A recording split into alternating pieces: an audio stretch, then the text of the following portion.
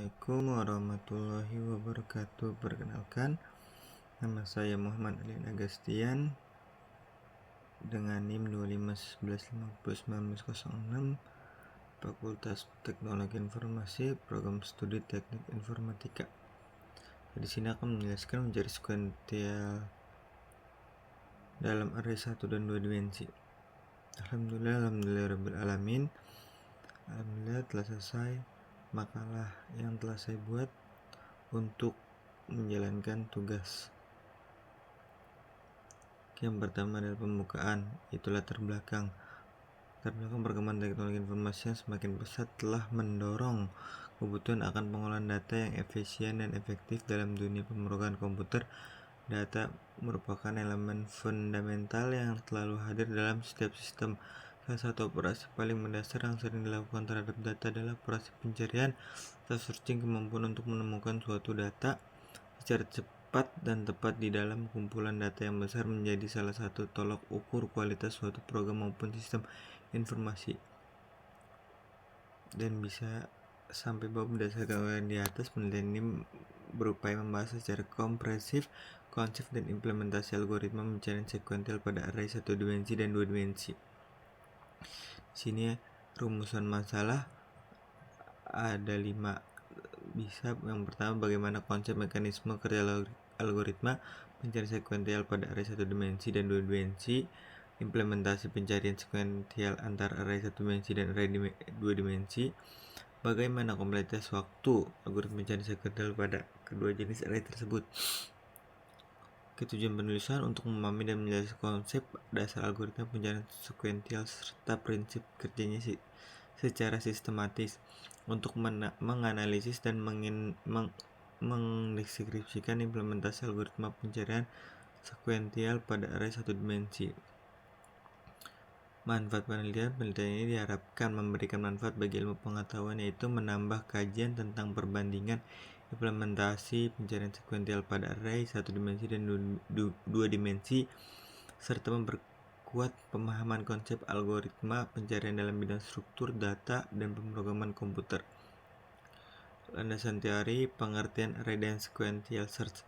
Array adalah struktur data yang digunakan untuk menyimpan sekumpulan data dengan tipe yang sama dalam satu variabel, di mana setiap elemen data disimpan secara berurutan di dalam memori dan dapat diakses menggunakan indeks. Dan sequential search adalah algoritma pencarian data yang bekerja dengan cara memeriksa setiap elemen array satu persatu secara berurutan dari elemen pertama hingga elemen yang dicari ditemukan atau seluruh elemen telah habis diperiksa. Di sini sequential search pada array 1 dimensi, contoh seperti berikut. Di sini ada 10 elemen dan ada 11 kolom. Di sini sudah dijelaskan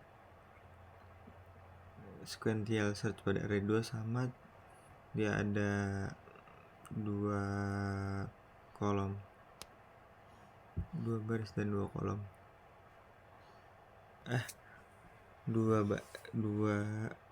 5 baris dan 2 kolom.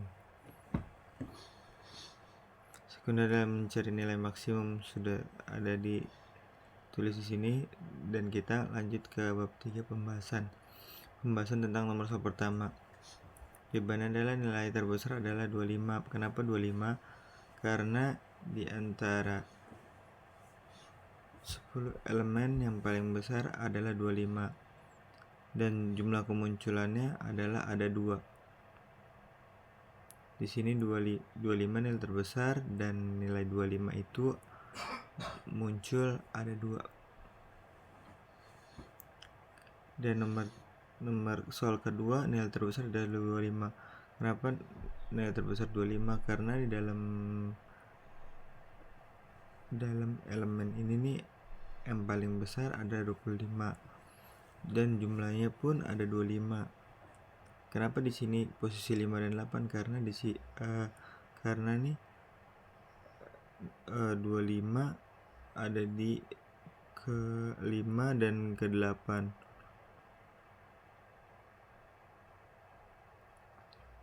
Maaf, aturan posisi 6 dan ke-8. 5, 6, iya. Kebalik 5, atau ini 6. Ya, 6 dan 9, salah.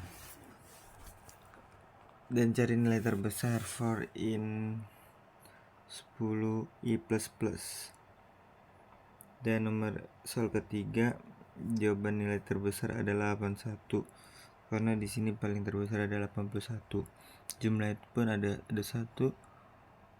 Dan soal keempat, nilai terbesar adalah 81, sama di sini ada 81 dan jumlahnya ada 1 di posisi ke 0. 0 itu di atas nih, dan kedua di sini yang paling pertama tuh itu 0, baris ke 0, kolom ke 0, baris ke kedua. Ini 0 dan 0, 1, 2 itu kedua. Oke, selesai sudah pembahasan pada mencari sequential search pada array 1 dimensi dan 2 dimensi. Kesimpulan sequential search pencarian berurutan adalah metode pencarian data yang dilakukan dengan cara membandingkan elemen satu persatu dari awal hingga data yang dicari ditemukan atau seluruh data telah diperiksa. Saran sequential search sebaiknya digunakan untuk data dengan jumlah kecil atau data yang belum terurut. Oke, sekian dari saya, kurang lebihnya mohon maaf jika ada kesalahan kata maupun penjelasan yang kurang jelas, mohon dimaafkan. Waalaikumsalam warahmatullahi wabarakatuh.